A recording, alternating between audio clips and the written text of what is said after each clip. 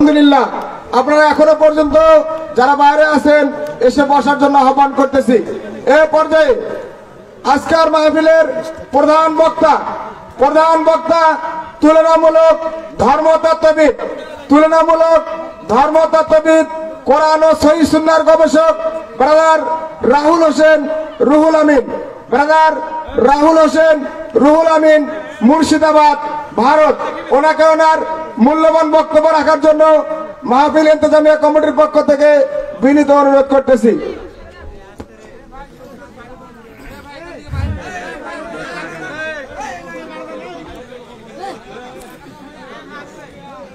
আসসালামু আলাইকুম ওয়া রাহমাতুল্লাহি ওয়া বারাকাতুহু।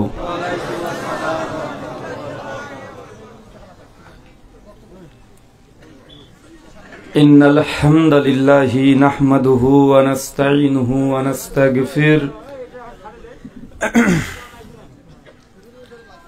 ওয়া নাউযু বিল্লাহি মিন শুরুরি আনফুসিনা ওয়া মিন সাইয়্যাতি আমালিনা। من يهده الله فلا مضل له ومن يضلل فلا هادي له وأشهد أن لا إله إلا الله وحده لا شريك له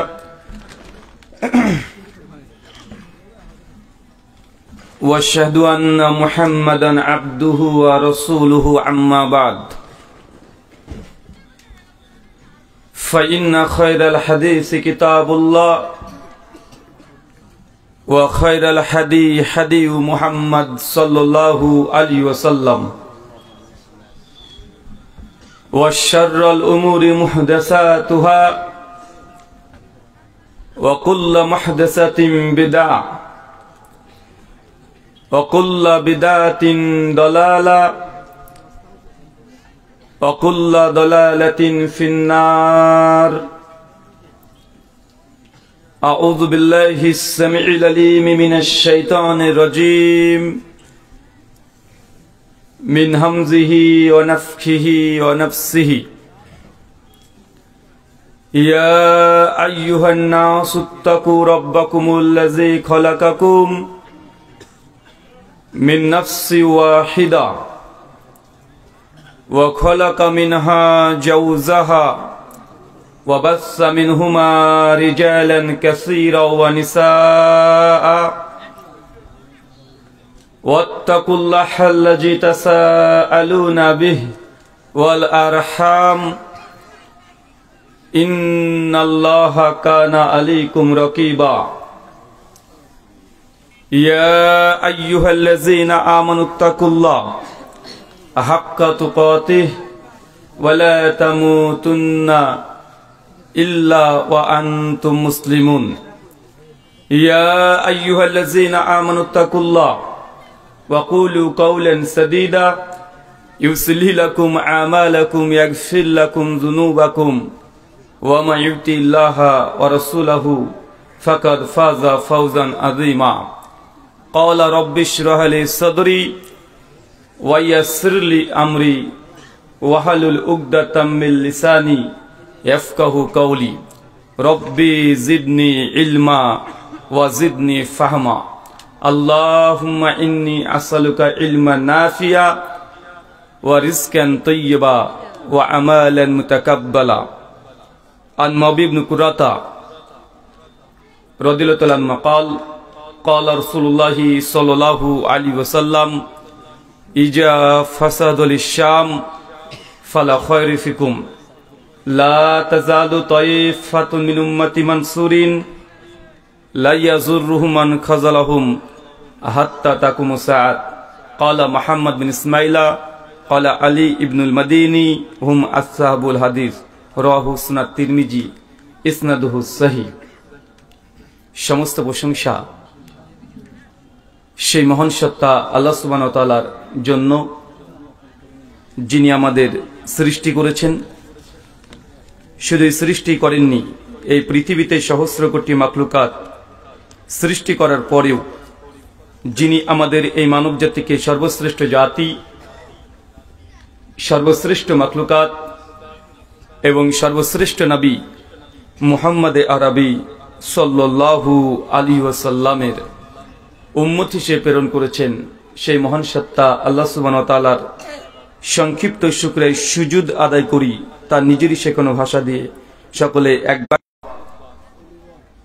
আপনারা যে আলোচনা সভার আয়োজন করেছিলেন তাফসিরুল কোরআন মাহফিল 2024, আল্লাহ সুবহানাহু ওয়া তাআলা আপনাদের এই আলোচনার সভাটিকে কবুল করেছেন, এই জন্য আরো একবার শুকরিয়া সুজুদ পড়ি, সকলে পড়ি আলহামদুলিল্লাহ।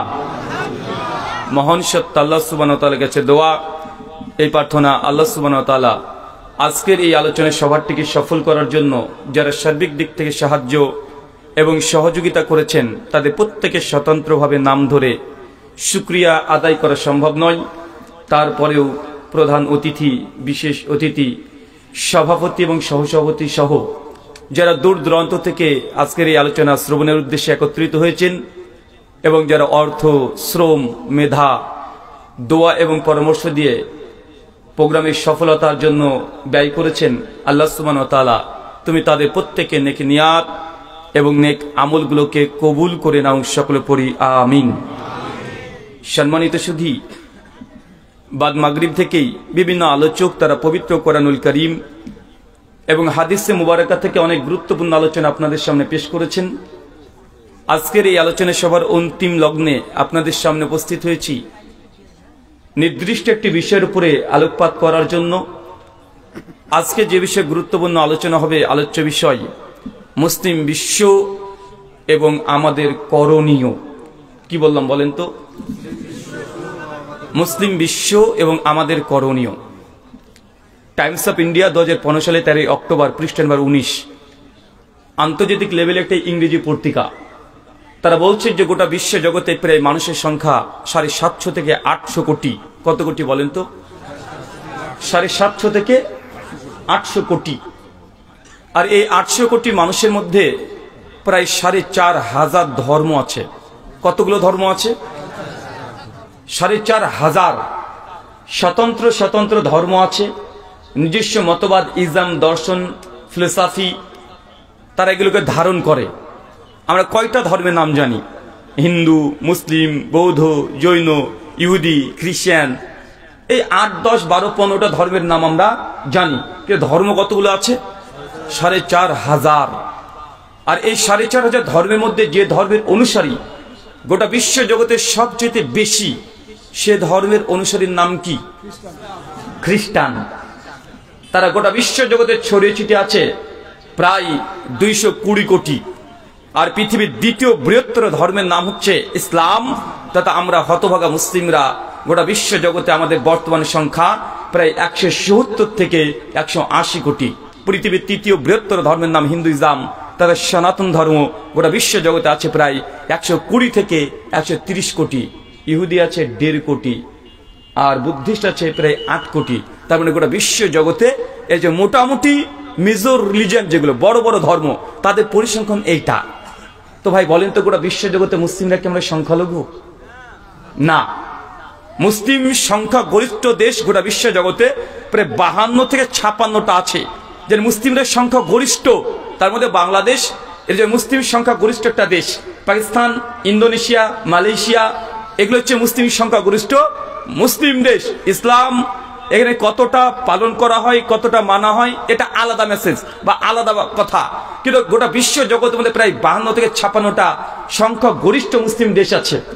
আর আমি যে দেশ থেকে এসেছি সেই দেশ সম্পর্কে আপনারা আগে থেকে অবগত আছেন। সেই দেশ আমরা মুসলিমদের সংখ্যা লঘু, কিন্তু সংখ্যালঘু হলেও সংখ্যার দিক থেকে মোট আমরা সংখ্যালঘু না।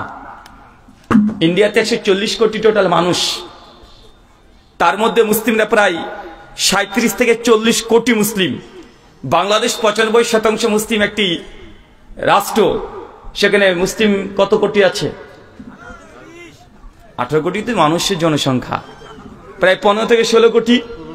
আচ্ছা, পাকিস্তানে 18 থেকে 19 কোটি মুসলিম, এবং 2 দেশ যে যুক্ত করে দেন, তাহলে কত কোটি হবে? 40 হবে? 32-33 না, মানে 32, 33, 35 কোটি। আমি যে দেশ থেকে এসেছি সংখ্যালঘু আমরা, আমরা আছি 37 থেকে 40 কোটি।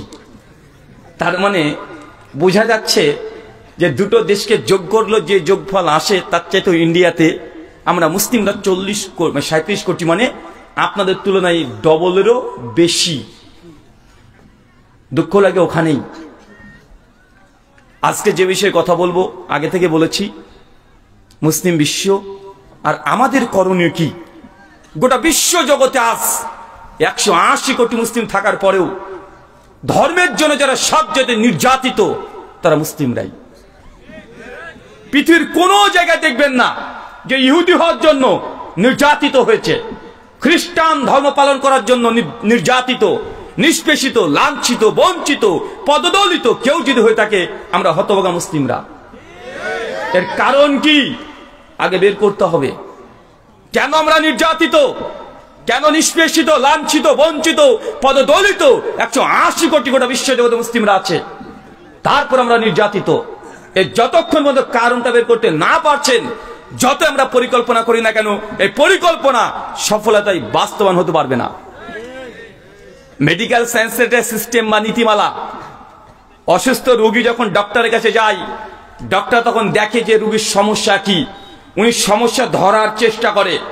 যতক্ষণ পর্যন্ত সমস্যা ধরতে না পারবে ততক্ষণ পর্যন্ত গোটা মেডিকেলে যত ঔষধ আছে যে খাইয়ে দেওয়া হয়, ওই অসুস্থ রোগী ভালো হবে? কথা বলেন। কারো পেটের প্রবলেম, আর ডাক্তার যদি হার্ট সার্জারি করে কাজ হবে? হবে না। তো মুসলিম জাতি গোটা বিশ্ব জগতে নির্যাতিত কেন? এর কারণ আমাদেরকে আগে বের করতে হবে। অনেকে বলে যে রুহুল আমিন ভাই দেখেন ইসলামকে কায়েম করতে হবে, ইসলামকে খিলাফত আবার টেনে নিয়ে আসতে হবে, ইসলামকে কায়েম করতে হবে। এটা নিয়ে আপনারা আহলুল হাদিস সমাজ কোনো তৎপর নয় কেন? কেন আপনারা এই বিষয়ে কথা বলেন না? কেন আপনারা এই বিষয়ে আন্দোলন করেন না? কেন রাজপথে নামেন না? অনেক মানুষের অভিযোগ, কিন্তু আমি একটু উল্টো দিক থেকে বুঝি। কেমন জানেন? আমার কথা হচ্ছে এইটা, যখন অখণ্ড ভারত ছিল, আজকে যেটা বাংলাদেশ, এটা বাংলাদেশ 70 বছর আগে ছিল না। আজকে যেটা পাকিস্তান 70 বছর আগে ছিল না, যেটা কাশ্মীর 70 বছর আগে ছিল না, আফগানিস্তান 70 বছর আগে ছিল না, নেপাল, ভুটান 70 বছর আগে ছিল না। টোটাল সাবকন্টিনেন্ট বাররে সাগির এটা একটাই দেশ, সে ছিল ভারতবর্ষ। ছিল না ভাইজান? ভারতবর্ষের ইতিহাস 150 বছর আগেকার ইতিহাস চলে যান, গোটা ভারতবর্ষ কারা শাসন করেছে? মুসলিমরা। গোটা ভারতবর্ষকে মুসলমানরা শাসন করেছে। একটা দুইটা 5টা বছরের জন্য নয়, 100 200 300 বছরের জন্য নয়, 700 থেকে 800 বছর মুসলমান গোটা ভারতবর্ষ তারাই শাসন করেছে। আজকের দিন দাঁড়িয়ে কি এমন হয়ে গেল 100 বছরের মধ্যে যে 800 বছর ধরে যে দেশটাকে আমরা শাসন করলাম, সেই দেশটা আজকে আমাদের হাত থেকে চলে গেছে। আজকে কাফের মুশরিক তারা রাজত্ব করছে, মুসলিমরা মাজলুম। কেন? কারণ বের করতে হবে। কেন আল্লাহ আমাদেরকে ক্ষমতা দেয়নি? কথা বলেন। আল্লাহ আমাদেরকে ক্ষমতা দিয়েছিল না? 800 বছর ক্ষমতা দিয়েছে। চিন্তা করতে পারছেন? 800 বছর। তারপর আমাদের দেশ আজ দলে দলে বিখণ্ডিত। কারণ খুঁজে বের করেন। যতক্ষণ সমস্যা বের করতে না পারবেন সমাধান আসবে না। স্পেন দেশটাকে দেখছেন? স্পেন মুসলমানরা ক্ষমতায় ছিল 800 বছর। কত বছর? 800 বছর। আজকে বাংলাদেশ থেকে কেউ স্পেনের জন্য ভিসা নিতে যান, যদি আপনার মুখে দাড়ি দেখে আর নাম যদি মুসলিম দেখে, আপনাকে লাথি মেরে আপনার ভিসা তো দূরের কথা, হয়তো পাসপোর্টকে ব্যান করে দিতে পারে। পারে কি পারে না? কথা বলেন। 800 বছর শাসন করলাম আমরা, কিন্তু আজকে ওই দেশগুলোকে আমাদেরকে প্রবেশ করতে দেওয়া হয় না। ওমর ইবনুল খাত্তাবের জামানায় বাইতুল মুকাদ্দাস ফিলিস্তিন গোটাকে দখল করেছে মুসলমানরা, মুসলমানদের ভূখণ্ড। আজকে এখানে আমরা কত সুন্দরভাবে আলোচনা শ্রবণ করছি, কোনো টেনশন নাই, কোনো ভয় নাই। কিন্তু আজকে 1 বছর 2 মাস ধরে লাগাতার মুসলিম জাতির রক্ত নিয়ে আজকে হোলি খেলা চলছে।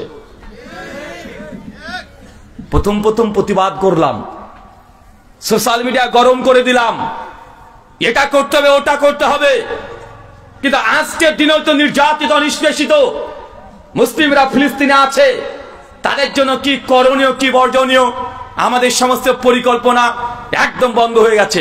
হয়েছে কি হয় না কথা বলেন?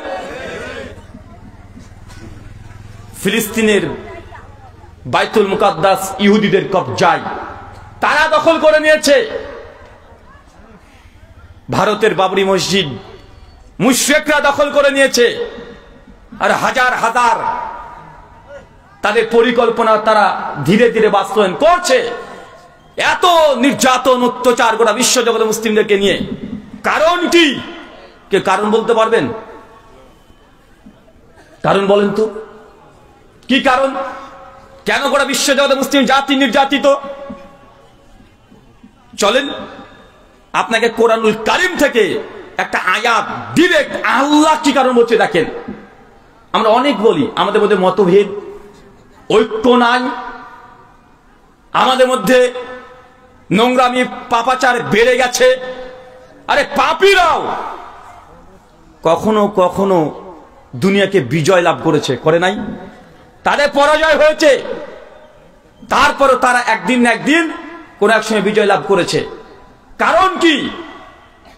সূরা নূর সূরা নম্বর 24 আয়াত নম্বর 63 শেষ অংশ আল্লাহ বলছেন, আল্লাযীনা ইউখালিফুনা আন আমরিহি আন তুসিবাহুম ফিতনা আন ইউসিবাহুম আযাবুন আলীম। বাংলা ভাবার্থ, আল্লাহ কারণ বলছে, আপনার হৃদয়ে কতটা লাগবে আমি জানি না, কিন্তু আল্লাহ বলছে মুসলিম জাতি কোন সময় ফিতনাতে জর্জরিত হয়। আল্লাহ বলছেন আল্লাযীনা ইউখালিফুনা আন আমরিহি, যখন এই উম্মাহ নবীর বিরুদ্ধে আচরণ করবে, নবীর আদেশকে লঙ্ঘন করবে, নবী যা বলবে তার উল্টো দিকে চলে যাবে, নবী বলবে এই দিকে এসে তারা ডান দিকে বললে বাম দিকে চলে যাবে। আল্লাযীনা ইউখালিফুনা আন আমরিহি, হে নবী আপনার বিরুদ্ধে আচরণ যারাই করবে আমি সে জাতিকে আন তুসিবাহুম ফিতনা, ফিতনা দিয়ে জর্জরিত করে দিব। কথা মনে বুঝতে পারলেন না? এটা কে বলছে বলেন তো? আমাদের রব আল্লাহ। তিনি বলছেন হে নবী আপনার বিরুদ্ধে আচরণ যেই করবে, যে জাতি করবে, সে জাতিকে আমি দুনিয়াতে ফিতনা দিয়ে জর্জরিত করে দিব। মুসলিম জাতি আর ফিতনার মধ্যে আছে না নাই? সব দিক থেকে ফিতনা। গোটা বিশ্ব জগতে দেখেন কাফের মুশরিক নাস্তিক তারা সব একজোট হয়ে গেছে মুসলমানের বিরুদ্ধতা করার জন্য। কোনটা ইহুদি, কোনটা খ্রিস্টান, কোনটা মুশরিক, কোনটা নাস্তিক আপনি চিনতে পারবেন না। সবাইকে মনে হয় যমজ ভাই মনে হয়, কি হয় না? দেখেন নাস্তিকরা ইসলামের সমালোচনা করে, কোন নাস্তিককে দেখেছেন যে সে হিন্দু ধর্মের সমালোচনা করছে, খ্রিস্টানদের সমালোচনা করছে?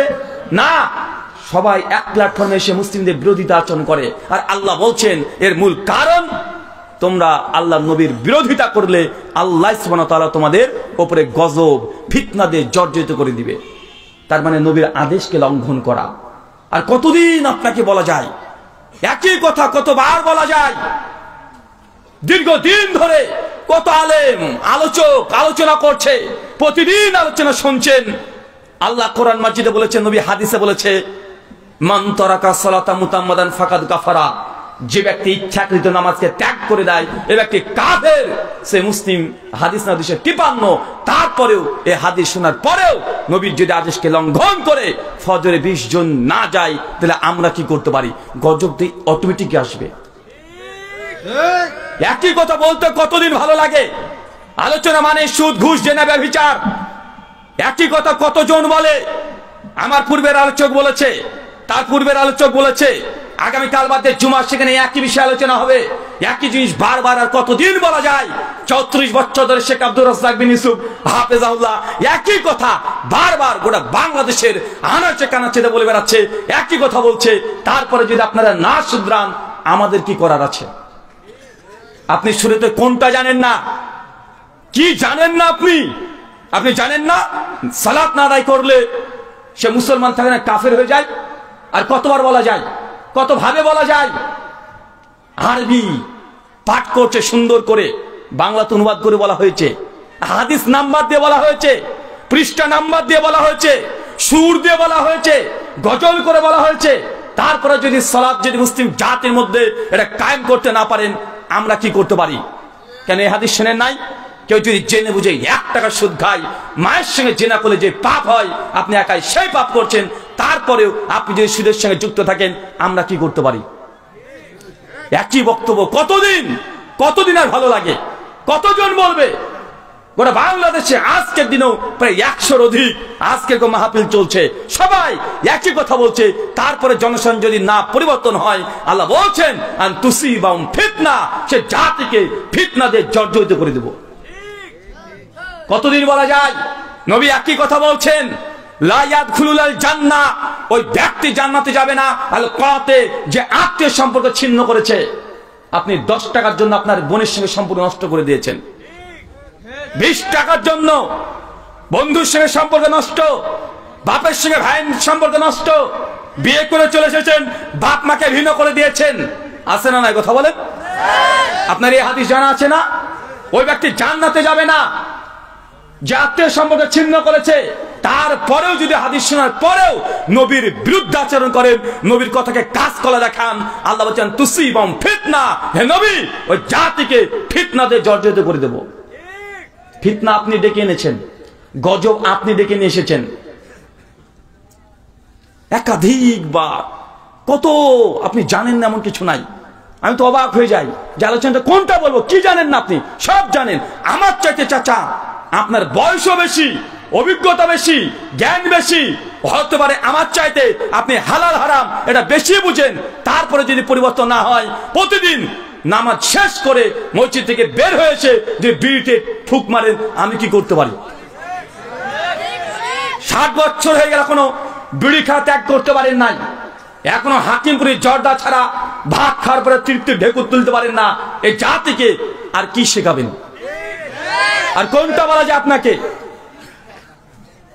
দীর্ঘদিন ধরে বাংলা ভাষায় তাফসীর করার মাহফিল চলছে, এমন কোন বক্তা বলে না নেসাউন কাসিয়াতুন আরিয়াতুন, ওই মহিলা জাহান্নামে যাবে, জান্নাতে যাবে না। যে পুরুষ, যে ব্যক্তি, যে নারী পোশাক করেছে তবে উলঙ্গ পোশাক, এ হাদিস জানা আছে না? শেখ আব্দুর রাজ্জাক বিন ইউসুফ কাটা কাটা কণ্ঠে কতদিন বললো। তারপরে যদি আপনার স্ত্রী, আপনার মেয়ে, আপনার বৌমা উলঙ্গ পোশাক করে রাস্তায় যদি চলাচল করে, আমরা একদিন বক্তব্য দিতে এসে আমরা কি করতে পারি? ইন্নাল্লাহা লা ইউগাইয়িরু মা বিকওমিন হাত্তা ইউগাইয়িরু মা বিআনফুসিহিম। সূরা 13 আয়াত নম্বর 11 শেষ অংশ। ভাবার্থ আল্লাহ কোরআনে বলছে, আল্লাহ সে জাতির ততক্ষণ পরিবর্তন করবে না যে জাতি আনফুসিহিম, যতক্ষণ নিজেকে না পরিবর্তন করছে। ঠিক, আল্লাহ পরিবর্তন করবে না যতক্ষণ না পর্যন্ত নিজেকে পরিবর্তন না করবেন, যতক্ষণ নিজের নাফসকে আল্লাহমুখী না করবেন, আল্লাহ সে জাতির পরিবর্তন করবে না। এটা আল্লাহর কোরআন বলছে, মানে আল্লাহ ডাইরেক্ট বলছে। আপনি কোরআনটাই তো বুঝেন না। কোরআন যে কি এটা মানুষ বুঝতেই চায় না। আরে কোরআন আল্লাহর কালাম, এই কথাগুলো আল্লাহ বলেছে। যে আল্লাহকে আপনি না দেখে ভয় করছেন, যে আল্লাহকে আপনি দেখেন নাই, 180 কোটি মানুষ যে আল্লাহকে বিশ্বাস করে, গোটা বিশ্বের সেই আল্লাহ সুবহানাহু ওয়া তাআলা যাকে দেখেন নাই, তো তার কথাগুলো আপনি পড়লে বুঝতে পারবেন কি বলতে চাচ্ছে। আপনি কোরআন যে কি এটা অনুধাবনই করতে পারেন নাই। আপনি কোরআনের ফজিলত, আমরা আল্লাহকে দেখতে চাই না। জান্নাতীদের সবচেয়ে বড় নিয়ামত, সহিহ বুখারী 824 নম্বর হাদিস আল্লাহ বলেছেন, সেই দিন তোমরা তোমাদের রব প্রতিপালককে দেখবে। এইটাই জান্নাতীদের জন্য সবচেয়ে বড় মহাপুরস্কার, যাকে না দেখে এতদিন মানুষ বিশ্বাস করেছে। জান্নাতে আপনি গিয়ে আল্লাহকে দেখতে পাবেন, চোখ দিয়ে দেখতে পাবেন। কিন্তু আল্লাহর কথা যে আপনার সামনে পড়ে আছে টেবিলে, আপনি কোরআনের ফজিলত শুনছেন, যে কোরআন পড়লে হরফে হরফে 10 করে নেকি, এটা এই নেকি অবশ্যই পাবেন। কিন্তু আপনি যদি বুঝতেন যে কোরআনুল কারীম, কোরআনুল মাজিদ এটা আল্লাহর কথা, মানে আপনি যখন পড়বেন আল্লাহ আপনার সঙ্গে কথা বলছে, এই ফিলিংস যখনই অন্তরে চলে আসবে, যত ফজিলত আছে ওগুলো মাথায় থাকবে না। এই একটা কথা ঢুকে গেলে কোরআন মাজিদকে প্রতিদিন আল্লাহর সঙ্গে কথা বলার জন্য একজন মুমিন ব্যক্তি 1 পৃষ্ঠা হলেও পড়ার চেষ্টা করবে। এটাই বুঝাতে পারি না আপনাকে। আরে আল্লাহর কথা, আল্লাহ কথা বলতে চাই, আল্লাহ মেসেজ দিয়ে পাঠিয়ে দিয়েছে। আপনার ছেলে 10 বছর ধরে বিদেশে পড়ে আছে, আপনার ছেলে বিদেশ থেকে একটা চিঠি লিখেছে, যদিও চিঠির যুগ এখন নাই, ইংরেজিতে চিঠি লিখেছে, বাপের কাছে চলে এসেছে, বাপ খুলে দেখছে যে কি যেন লেখা, ইংলিশ পড়া বুঝে না। আপনি কি করবেন চাচা? আপনার এই ছেলের এই চিঠিটা চুমু টুমু খেয়ে পকেটে পুরে রেখে দিবেন? কি করবেন? আপনি জানেন না পড়া, আপনি খুঁজে বেড়াবেন কে ইংরেজি পড়তে পারে, কে বাংলাতে মানে করে দিতে পারে, ছুটে বেড়াবেন যে আমার সন্তান, আমার বাচ্চা 10 বছর পর কিছু একটা লিখে পাঠিয়ে কি লিখেছে জানার জন্য হৃদয় মন তোলপাড় সৃষ্টি করবে না? এটা তো আল্লাহ পাঠিয়েছে, যে আল্লাহর জন্য গোটা বিশ্ব জগতে 180 কোটি মুসলিম না দেখে থেকে বিশ্বাস করছে, তার কথা মজুদ আছে, আমরা গুরুত্বই দিলাম না। আল্লাহ সুবহানাহু ওয়া তাআলা তুমি আমাদের বোঝার তৌফিক দান করে, সকলে পড়ি আমিন। সম্মানিত সুধী, আল্লাহ কোরআনের এক আয়াতে জানিয়ে দিয়েছে মুসলিম জাতি আজকে নির্যাতিত, ফিতনায় জর্জরিত, একটাই কারণ নবীর বিরুদ্ধে আচরণ করা। এখানে ঠিক করতে হবে আগে। আল্লাহ তারপরে বলে দিয়েছে আল্লাহ জাতির পরিবর্তন করবে না যে জাতি নিজেদেরকে পরিবর্তন না করে। তার জ্বলন্ত দৃষ্টান্ত 5 তারিখে দেখলেন না? দেখেছেন না? আমি যদিও রাজনৈতিক বক্তব্য জিন্দগিতে দিই না, কোনোদিন দিই না, ইউটিউবে হাজার হাজার বক্তব্য আছে, টেনে দেখেন, একটাও পাবেন না। কিন্তু আপনি 5 তারিখে কথা রাখেন, এলাকার যুবক তরুণরা, বাংলাদেশের যুবকরা, তারা একটু পরিবর্তন হয়েছে, একটা বিজয় দেখে ছেড়েছে না? পরিবর্তন তো হতে হবে। নিজেকে পরিবর্তন না করলে আল্লাহ রাস্তা দেখাবে না, এটা আল্লাহ ডিরেক্ট বলে দিয়েছে। আপনি ঘরের মধ্যে বসে থাকলে খাবার পাবেন না, আপনাকে রোজগার করতে হবে।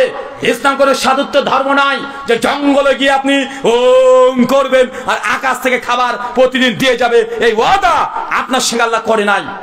আল্লাহ চাইলে দিতে পারে, মারিয়ামকে দিয়েছে, খাব্বাবকে দিয়েছে, কিন্তু এটা ওয়াদা নয় যে জঙ্গলে গিয়ে আপনি আল্লাহ ধ্যান করবেন, মগ্ন হয়ে যাবেন, জিকির তসবিহ তাহলিল করবেন, আল্লাহ খাবার দিয়ে দিবে, এমনটা ইসলাম বলেনি। ইসলাম তো এই মতবাদকে ধ্বংস করার জন্য ইসলামের আবির্ভাব হয়েছে। মানুষকে ধর্ম মানে করে বুঝতো কি জানেন? আগেকার মানুষের কাছে ধর্ম মানে কি ছিল? ধর্ম মানে দুনিয়াকে ভুলে যা, দুনিয়ার কোনো মূল্য নেই, দুনিয়ার মায়ে পড়বে না, এই জন্য বিবাহ করবে না, কারণ বিয়ে করলেই স্ত্রী প্রতি মহব্বত চলে আসবে, দুনিয়ায় আচ্ছন্ন হয়ে যাবে, সন্তান হবে, প্রতিবেশী, এই সবগুলোর প্রতি একটা তোমার দায়িত্ব থাকবে। তাই তুমি ঈশ্বরকে যদি পেতে চাও তাই দুনিয়াকে একদম ভুলে যেতে হবে, জঙ্গলে গিয়ে ধ্যান করো ঈশ্বরকে পাওয়ার জন্য। এটা ছিল আগে, নবী আসার আগেও ধার্মিকদের ভাবনা। কিন্তু আল্লাহ নবী এসে দেখিয়ে দিয়েছে, আল্লাহ নবী তাদের এই ধর্মীয় মতবাদকে চ্যালেঞ্জ করেছে যে না, রবকে পেতে হলে, আল্লাহকে পেতে হলে এটা মূল পদ্ধতি নয় যে তুমি দুনিয়াকে ভুলে যাও, স্ত্রীকে ভুলে যাও, স্ত্রীকে ত্যাগ করে দাও। কেন আপনি এখনো দেখছেন না? এখন অনেক ধর্মের মধ্যে আছে না ভাইজান, অনেক ধর্ম দেখবেন, কিছু ধর্ম আছে, নাম বললাম না, যে তারা মাংস খায় না, গরুর মাংস বাদ দেন, ওটাকে মা মনে করে, মাংসই খায় না, বিবাহ করে না, পেঁয়াজ খায় না, রসুন খায় না, কোন প্রকারের মাছ মাংস খায় না। এমন আছে না? নাই? আছে না? কেন? তাদের নিয়াত মোটো খারাপ নয়, তারা মনে করেছে, এখনো ধারণার মধ্যে আছে, যদি বিবাহ শাদী করি, যদি মাছ মাংস খাই, তাহলে প্রাণী হত্যা করা হয়, মানে জীব হত্যাটা পাপ। একটা আমার নিজের পুষ্টির জন্য, নিজের জিহ্বার টেস্টের জন্য কেন আমি একটা প্রাণীকে হত্যা করব? এটাও তো পাপ। তাদের মোটেও নিয়াত খারাপ নয়, কিন্তু তারা মনে করছে ঈশ্বরকে পাওয়ার জন্য কোনো পাপ করা যাবে না, তার জন্য প্রাণী হত্যাও করছে না, নিরামিষ সারা জীবন থাকছে, বিয়ে নাই, শাদী নাই, জঙ্গলে জঙ্গলে ঘুরে বেড়াচ্ছে। এখন দেখা যায় কি যায় না? ইসলাম চ্যালেঞ্জ করেছে এই মতবাদকে 1400 বছর আগে, নবী দেখিয়ে দিয়েছে। আর নবী বলে দিয়েছে নিকাউ মিনা সুন্নাতি ফামান রাগিবান সুন্নাতি ফালাইসা মিন্নি। আরে বিয়ে এটা আমার সুন্নাত, যে ব্যক্তির সামর্থ্য আছে বিয়ে করেনি ফালাইসা মিন্নি, তার আমাদের দলভুক্ত নয়। সহিহ বুখারী 563। এই হাদিসের ওয়েট আপনি এখনো বাঙালিরা বুঝতে পারেননি। এটা হচ্ছে ওই ধর্মীয় মতবাদদের জন্য চ্যালেঞ্জ, যারা মনে করে সংসার করলে আল্লাহকে পাওয়া যায় না, আল্লাহকে পেতে হলে দুনিয়াকে ভুলে যেতে হবে, জঙ্গলে গিয়ে ধ্যান করে ঈশ্বরকে পেতে হয়। এদের জন্য নবীর চ্যালেঞ্জ যে বিয়ে করতে হবে। আরে বিয়ে তো দিনের অর্ধেক, জানেন না ভাইজান? মানে আপনাকে ইসলাম শিক্ষা দিচ্ছে নিজের স্ত্রীর হক, বাবার হক, মায়ের হক, প্রতিবেশীর হক, শ্বশুর শাশুড়ি সবাই সবার সঙ্গে ব্যালেন্স করে সবার হক রক্ষা করে আল্লাহ সুবহানাহু ওয়া তাআলাকে কতটুকু সময় দিতে পারছো, এটাই তোমার জন্য পরীক্ষা। জঙ্গলে গিয়ে ধ্যান করে সাই ভস্ম মেখে সাধু হতে সবাই পারে, কিন্তু ব্যালেন্স করে সবার হক রক্ষা করে আল্লাহকে সময় দেওয়া অনেক কঠিন। আল্লাহ এটাই পরীক্ষা করতে চাই। এটা চ্যালেঞ্জ, ইসলামের চ্যালেঞ্জ। আল্লাহ সুবহানাহু ওয়া তাআলা মুসলিম উম্মাহকে কথা তুমি বোঝার তৌফিক দান করো। চলে পড়ি আমিন। কারণ কি পেয়েছেন?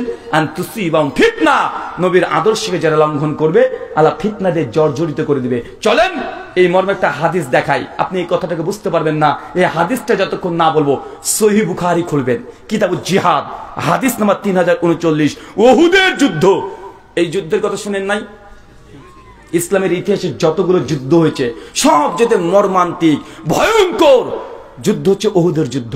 এই যুদ্ধে মুসলমানরা হেরে গেছে, মুসলমানরা হেরে গেছে। আল্লাহর নবী দাঁত মন শহীদ হয়েছে, আমির হামজা এই যুদ্ধে শহীদ হয়ে গেছে। ৭০ জন সাহাবী এই যুদ্ধে শহীদ মৃত্যুবরণ করেছে। উহুদের যুদ্ধ। চলেন সহিহ বুখারী 3039 নম্বর হাদিস।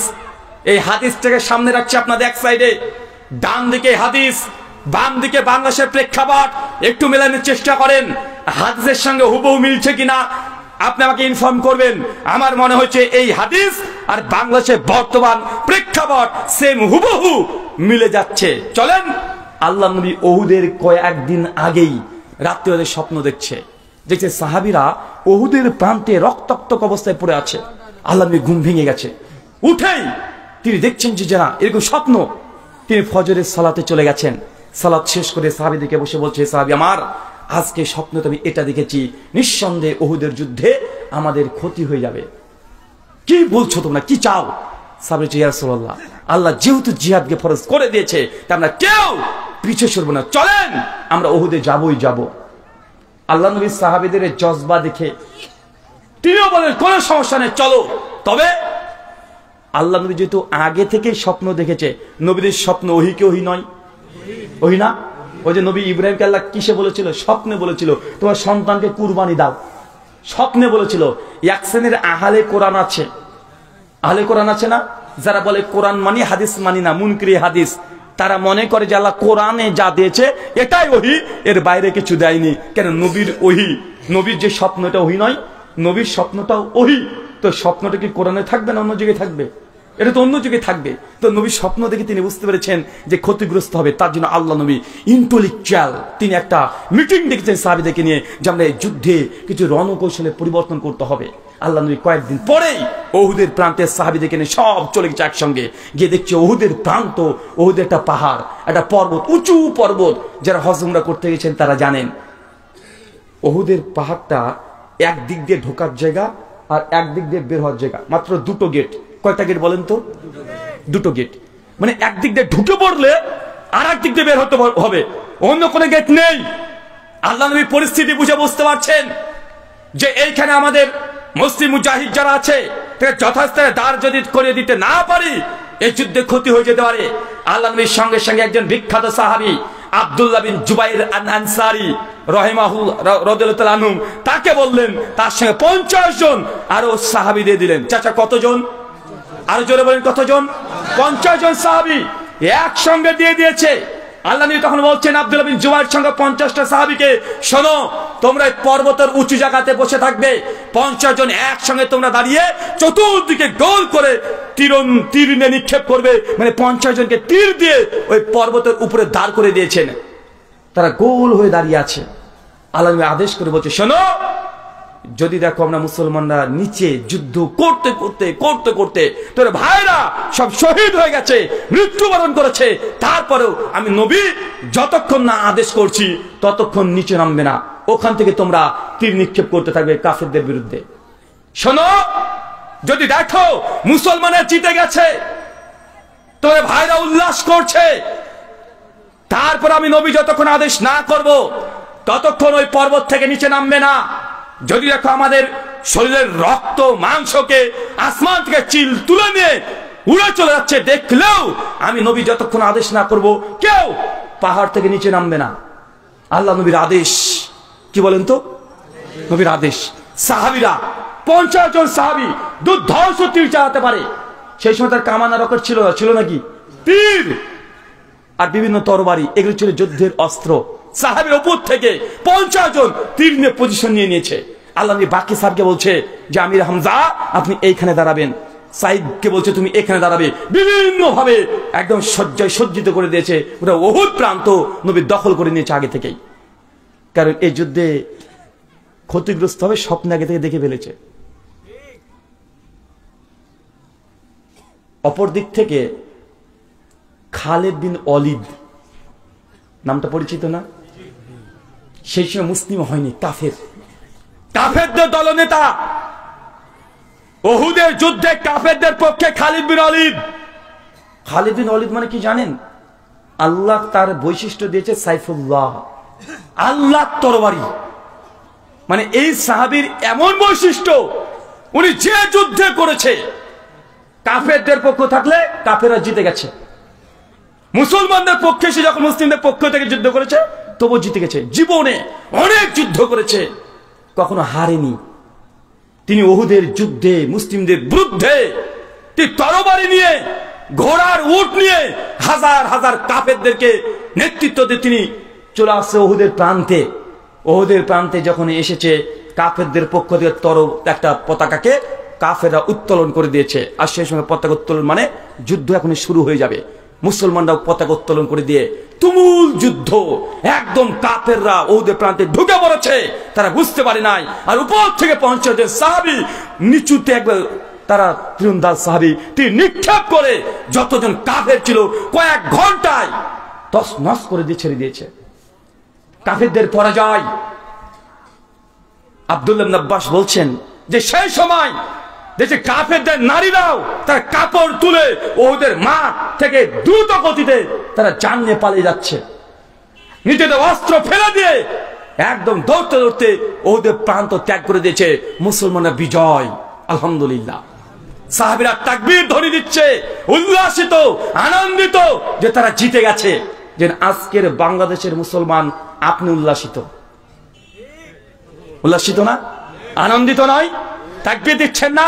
মনে একটা আলাদা খুশি মেজাজ আসছে না? মনে হচ্ছে স্বাধীন হয়ে গেছেন, স্বাধীনতা অর্জন হয়ে গেছে। তবে জেনে রাখবেন আমার দৃষ্টিতে স্বাধীনতার কোনো কিছুই এখনো হয় নাই। আপনি যেটাকে স্বাধীনতা মনে করছেন এটা স্বাধীনতার কিছুই হয় নাই। মাত্র 50% কাজ হয়েছে, এখনো 50% কাজ আর এক ঝটকা দিয়ে 100% করে বাংলাদেশের বুকে কালিমার পতাকা উড্ডীন করবেন। সেই দিন বাংলাদেশের মুসলমানরা স্বাধীন হবে। বাংলাদেশ কোন তন্ত্রমন্ত্র প্রতিষ্ঠার জন্য বাংলাদেশ হয় নাই। বাংলাদেশ ভাগ হয়েছে ইসলাম ধর্ম পালন করার জন্য। সে দেশে যে ইসলাম না থাকে ভাগ করে আপনারা কি করেছেন? ভাগ করে কি করেছেন? এতে ক্ষতি করেছেন মুসলমানদের। যদি ইসলাম যদি কায়েম করতে না পারেন আপনারা, তাহলে আপনার ফেলিওর। বাংলাদেশ কেন ভাগ হয়েছে? কেন কথা বলেন? ধর্মের জন্য। ধর্মকে নিয়ে বাংলাদেশ ভাগ হয়েছে। কিন্তু ধর্ম যদি 70 বছরে বাংলাদেশে যদি ইসলাম যদি কায়েম না হয়, আপনারা বাংলাদেশিরা ফেলিওর না? আপনারা নিজেরা ঝুঁকির মধ্যে পড়েছেন, আমাকেও আপনি ঝুঁকির মধ্যে ফেলে দিয়েছেন। আগে পরিসংখ্যান দিয়েছি, বাংলাদেশে 15 থেকে 16 কোটি মুসলমান, পাকিস্তান 19 থেকে 20 কোটি মুসলমান, ভারতের 37 থেকে 40 কোটি মুসলমান।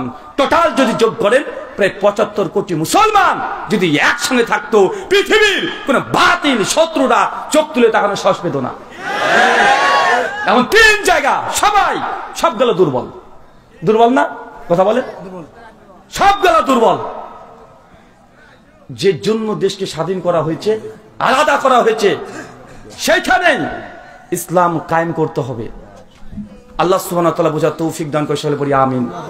আমার খুব মনে পড়ে সেই সময়কার কথা, কারণ আপনি যতটা না এইখানে যতজন এসেছেন, আপনারা আজকে যতজন এসেছেন বাংলাদেশি আপনার আলোচনা শুনছেন, আপনি মনে করেন না যে আমি বিদেশি বলে যে বাংলাদেশকে আপনি আমার চেয়ে বেশি চিনেন। জি না, বাংলাদেশে কমপক্ষে আমার 500 থেকে 600 প্রোগ্রাম করা হয়ে গেছে অলরেডি।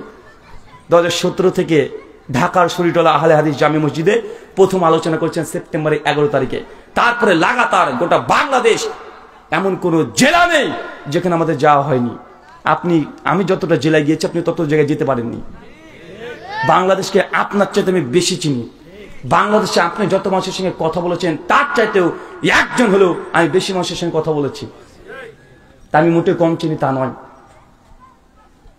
সেই সময় আমি ওই যে আগস্টের 5 তারিখ মালয়েশিয়াতে ছিলাম, ডক্টর জাকির নায়েক তার সঙ্গে সাক্ষাৎ করেছিলাম।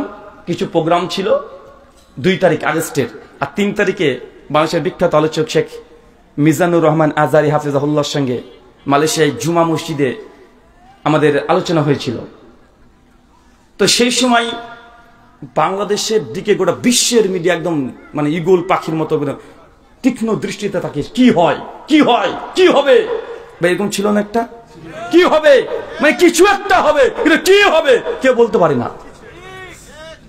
আর আমি সেই সময় মনে মনে ভাবছি যে বাংলাদেশকে তো আমি চিনি জানি, এদের সঙ্গে ওঠা বসা খাওয়া দাওয়া আচার ব্যবহার সব আমার হয়েছে, কিন্তু এইসব যুবক আজকে তারা ঢাকাকে দখল করে ফেলেছে, রংপুরকে দখল করে ফেলেছে।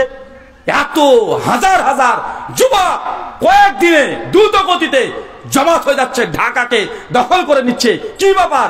এদের পেছনে কারা ইন্ধন দিচ্ছে, কারা কাঠি দিচ্ছে, শক্তি কারা যোগান দিচ্ছে? কারণ এই যুবকদেরকে তো চিনি, এতে স্কুল কলেজ নিয়ে ব্যস্ত থাকে, এতে গার্লফ্রেন্ডের পেছনে সময় দেয়, এতে পাবজি খেলতে ব্যস্ত। এরা তো রাজনীতি বুঝে না, অর্থনীতি বুঝে না, কোনো কিছু বুঝে না, বুঝে পাবজি আর গার্লফ্রেন্ড। তো এরা রাস্তায় নামলো কি ব্যাপার? কেন রাস্তায় নামলো? কারা এদের পেছনে আছে? কোন রাজনৈতিক দল? তাকে দেখি না নেই। কোন হুজুর করছে না, হুজুরা নেই, সবাই নিস্তব্ধ। কিন্তু এরা রাস্তাতে একাই দাপট করে মানে দাপিয়ে বেড়াচ্ছে, সরকারের পতন চাচ্ছে 9 দফা থেকে 1 দফা।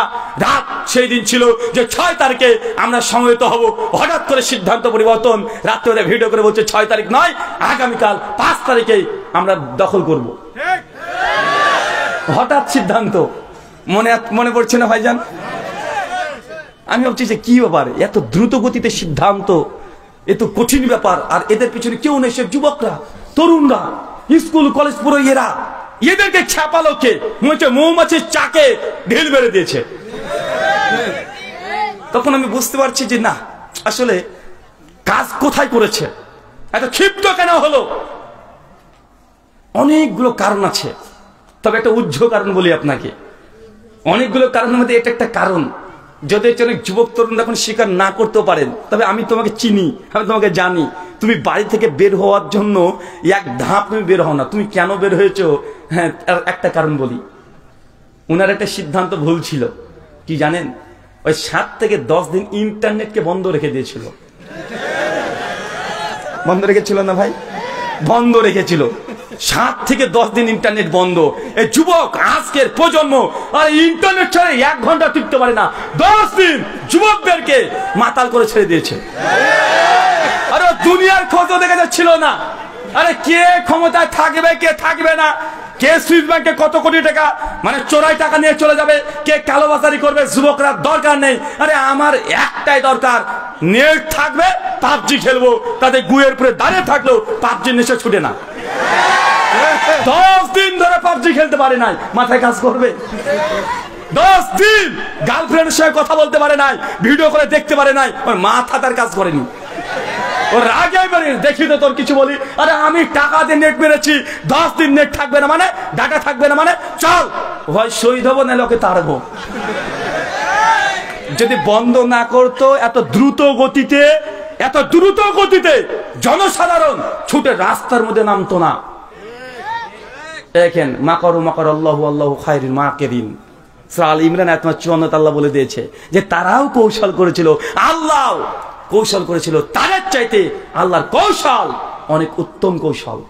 তারা চেয়েছিল বন্ধ করে দিয়ে গোটা মানুষকে কি হচ্ছে, গুম খুন রাহাজানি কিছু দেখতে দিবে না।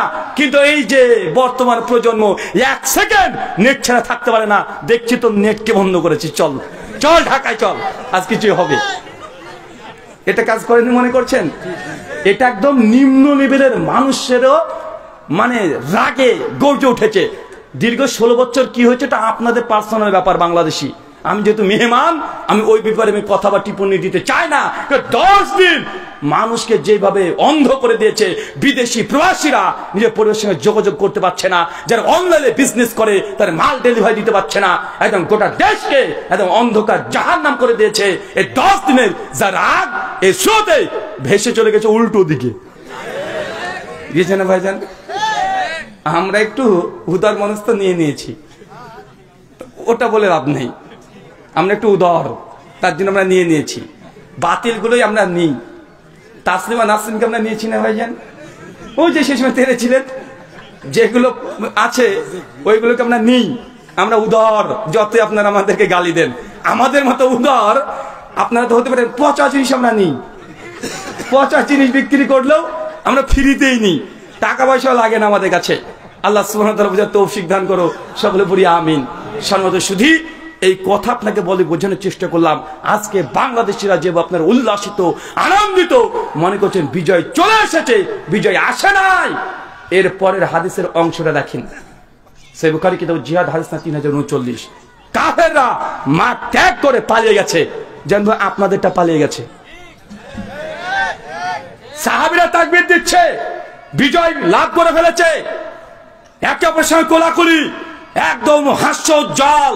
গোটা উহুদের প্রান্ত যত গনিমতের মাল আছে সবগুলো তারা কুড়াতে শুরু করে দিয়েছে, যে কাফেররা পালিয়ে গেছে। ওই দেখো দেখো পালাচ্ছে কাফের, একটাও নেই। গনিমত যা আছে সবগুলো সাহাবা রাদিয়াল্লাহু আনহুরা কুড়াতে শুরু করে দিয়েছে। আপনারা কুড়িয়েছিলেন, কুড়িয়েছিলেন না? আপনারা কুড়িয়েছিলেন, একদম ঢুকে পড়েছিলেন, যা পায় পেয়েছেন, ভেতরের বাইরে সবকিছু আপনারা নিয়ে নিয়েছিলেন। ভাই, এটা 1400 বছর আগেকার ইতিহাস বলছি। আপনি মনে করছেন আজকের কথা। সহিহ বুখারী 3039 নম্বর হাদিস। এখনই খুলে দেখেন কিতাব জিহাদ ওহুদের অধ্যায়, জল জল করছে, লম্বা হাদিস, অনেক লম্বা হাদিস, প্রায় 3 পৃষ্ঠা ধরে আছে। সিরাত ইবনে হিশামে 22 পৃষ্ঠাদের ওহুদের যুদ্ধের কথা আলোচনা করা হয়েছে। শেখ আমাদের প্রফেসর ডক্টর মোহাম্মদ আরশাদুল আল গালিব স্যার তার সিরাতুর রাসূলে ওহুদের যুদ্ধ অধ্যায়ে যখন কাফেররা মাঠ ত্যাগ করে অনেক দূর পালিয়ে গেছে, খালিদ বিন ওলীদ হচ্ছে কাফেরদের দলনেতা। সেই সময় ও চিন্তা করছে যে আমরা হেরে গেলাম, খালিদ বিন ওলীদ হেরে যাবে, ইতিপূর্বে যেটা হয় নাই, কেন হেরে গেলাম? কারণ বের করছে, কারণ কঠিন ইন্টেলিজেন্ট যুদ্ধের ব্যাপারে। খালিদ বিন ওলীদ চিন্তা করেছে যে আমরা যুদ্ধে হেরে গেছি, তার মূল কারণ ওই যে পর্বতের উপরে 50 জন তীরন্দাজ সাহাবী ছিল, মুসলমান সৈনিক ছিল, তাদেরকে আমরা দেখতেই পাইনি। তারা উপর থেকে তীর নিক্ষেপ করেছে, আমরা নিচ থেকে তাকে তীর নিক্ষেপ করতে পারি নাই। তাদের জন্যই আজকে আমাদেরকে হেরে যেতে হয়েছে। খালিদ বিন ওলীদ কিছুটা চলে গেছে, চলতে শুরু করেছে, চিন্তা করছে। আর উপরে যে 50 জন সাহাবী ছিল, যখন নিচে তাকিয়ে দেখছে যে সাহাবীরা গনিমতের মাল নিয়ে ব্যস্ত, তারা গনিমত কুড়াচ্ছে। 50 জন সাহাবীর মধ্যে অধিকাংশ সাহাবী সঙ্গে সঙ্গে বলে, চলো নিচে চলে যাই, চলো আমরা নিচে নামি, কাফেররা পালিয়ে গেছে, ওই দেখো ওরা চলে যাচ্ছে, আমাদের ভাইরা গনিমত কুড়াচ্ছে, আমরা জিতে গেছি, চলো আমরা নিচে চলে যাই। চিৎকার মারতে শুরু করেছে। আর 50 জন সাহাবীর মধ্যে অধিকাংশ নিচে নামতে শুরু করে দিয়েছে। আব্দুল্লাহ বিন জুবায়ের আমির, এই 50 জন দলনেতা, তিনি সঙ্গে সঙ্গে খবরদার কেউ নিচে নামবে না, নবী এখনো আদেশ করে নাই, খবরদার তোমরা কেউ নিচে যাও না, নবীর আদেশ যতক্ষণ না আসছে তোমাদের কি ভুলে গেছো, তো নিচে চলে যাচ্ছ। তারা সঙ্গে সঙ্গে, ইয়া আব্দুল্লাহ বিন জুবায়ের, দেখো কাফেররা পালিয়ে গেছে, আমরা জিতে গেছি, কাফেরদের পতাকা নিচে পদদলিত হচ্ছে, মুসলমানদের পতাকা উত্তোলিত হয়ে গেছে, আমাদের মুসলমান ভাইরা গনিমত কুড়াচ্ছে, আমরা জিতে গেছি, এতক্ষণ ওয়েট করে কি করব, চলো আমরা নিচে যাই, এই কথা বলছে। আর সাহাবীরা সব নিচে নামতে শুরু করে দিয়েছে। 50 জন সাহাবীর অধিকাংশ গনিমত গনিমত করে চিৎকার মারছে, আর পর্বত থেকে নিচে নামছে, নেমে গনিমত কুড়াতে ব্যস্ত হয়ে গেছে। খালিদ বিন ওলীদ অনেকটা দূরে চলে গেছে, অনেকটা দূর। বারবার পাহাড়ের দিকে তাকায়, কারণ হেরে গেছে ওই কারণে। পর্বতের দিকে এবার তাকিয়ে দেখছে দূর থেকে, আরে পর্বতে মানুষ নেই, মুসলমানরা সব নেমে গেছে, মাত্র 4-5 জন ঘোরাঘুরি করছে। খালিদ বিন ওলীদ সঙ্গে সঙ্গে দৃশ্য দেখে সঙ্গে সঙ্গে রণকৌশল চেঞ্জ, যতজন কাফের ছিল সবাই এখানে থামো, স্টপ, এক ধাপ কেউ যাবে না। কাফেররা বলছে কি সমস্যা, কি হয়েছে? বলছে আমরা মুসলমানদের উপর আবার আক্রমণ করব, বদরের যুদ্ধের প্রতিশোধ নেব, উহুদের এই অংশের প্রতিশোধ নেব। কাফেররা বলছে খালিদ বিন ওয়ালিদ তুমি বলো কি? আরে আমরা তো যুদ্ধে হেরে গেছি, পালিয়ে চলে এসেছি, মুসলমানের তাকবীর দিচ্ছে উল্লাসিত, আমরা আবার আক্রমণ করবো মানে? খালিদ বিন ওয়ালিদ বলছে দেখো, ওই দেখো পাহাড়টা দেখো, যেখান থেকে 50 জন সাহাবীরা তীর নিক্ষেপ করে একদম আমাদেরকে শেষ করে দিয়েছে। 50 জন সাহাবীরা কেউ নেই, 2-4 জন ঘোরাঘুরি করছে।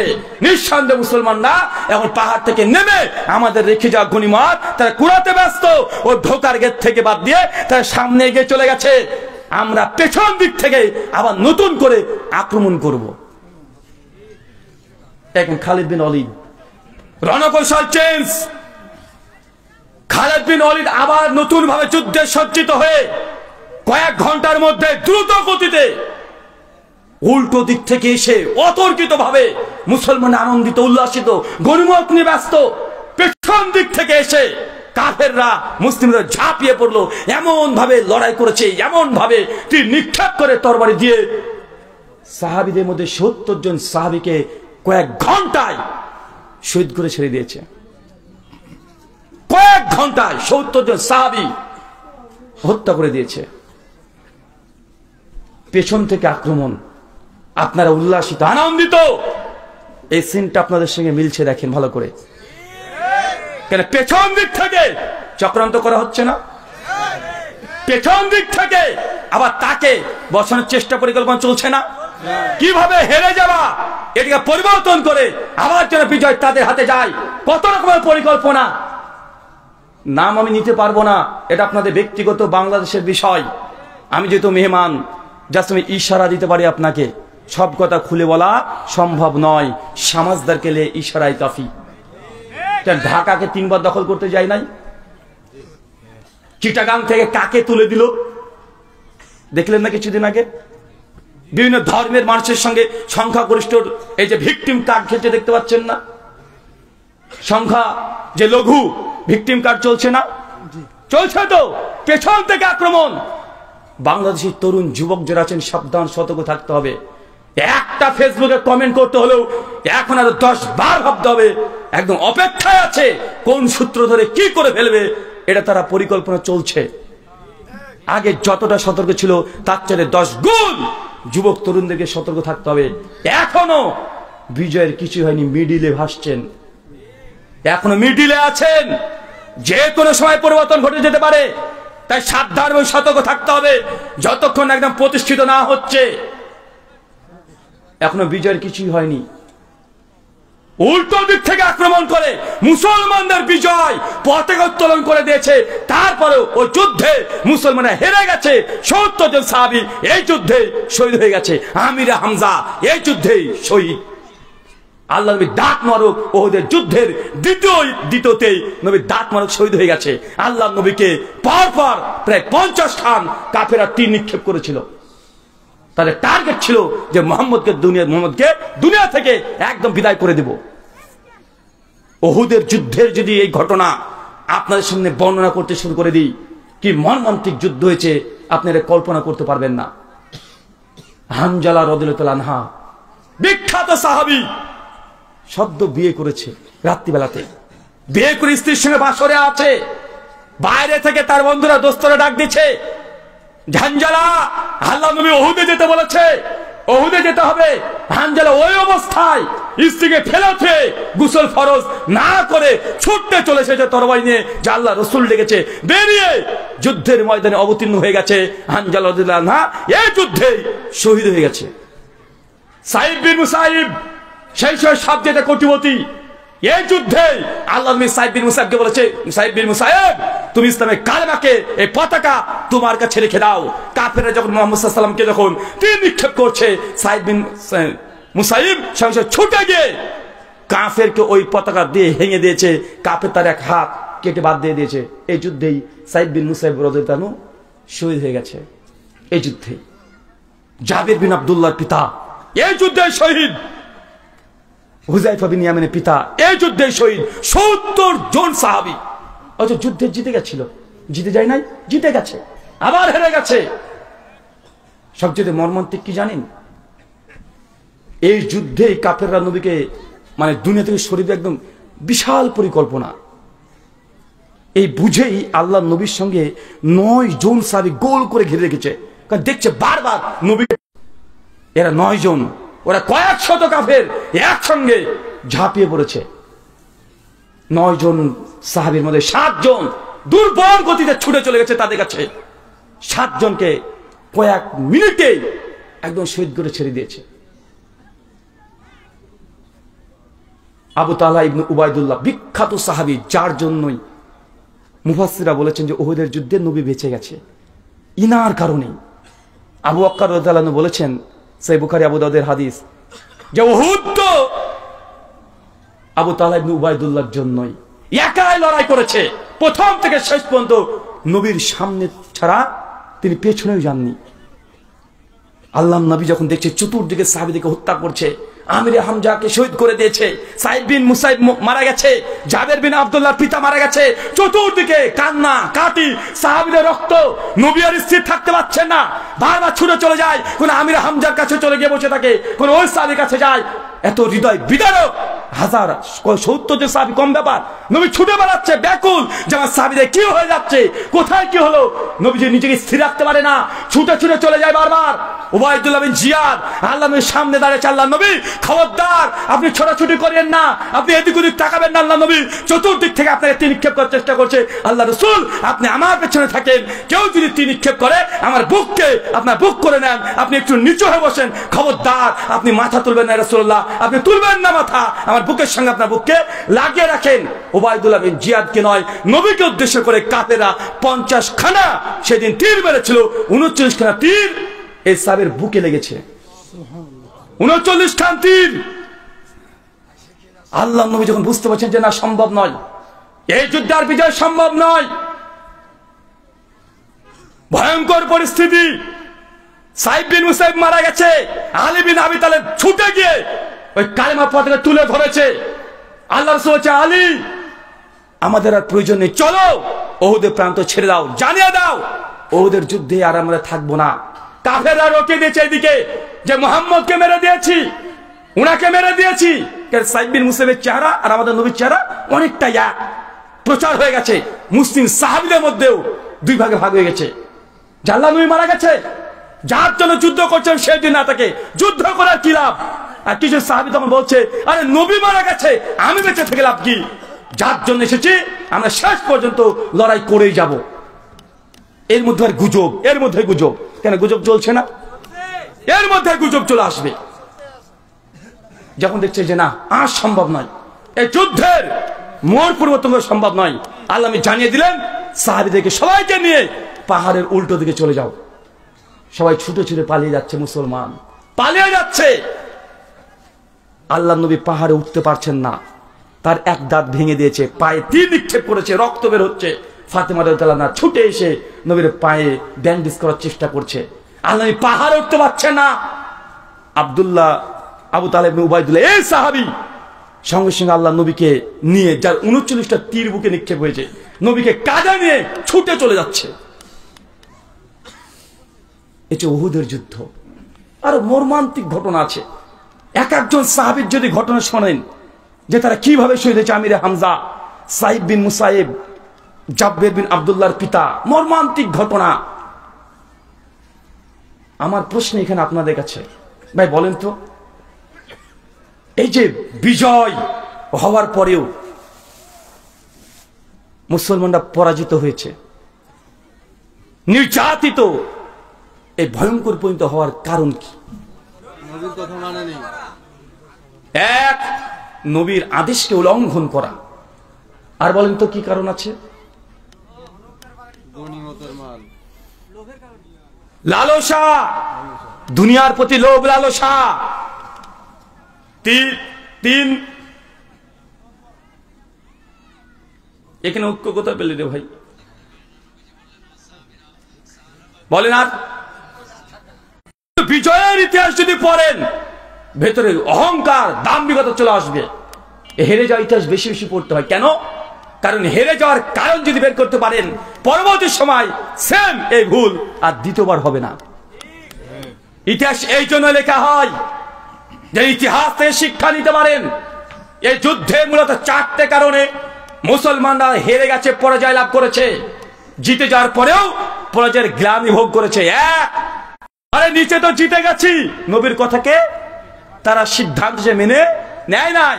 4, দুনিয়ার প্রতি লালসা, লোভ, এই 4টে কারণেই ওহুদের বিজয় কাফেরদের হাতে চলে গেছে। কত কি বুঝতে পারলেন? জি, আপনি কতটা আল্লাহর আর আল্লাহর নবীর আদেশকে লঙ্ঘন করছেন দেখেন তো, কতগুলো করছেন, কোন জায়গাতে আপনি বাদ দিয়েছেন। 2, মতভেদ। দেখেন এক হুজুর এক কথা বলে, আর এক হুজুর আর এক কথা বলে।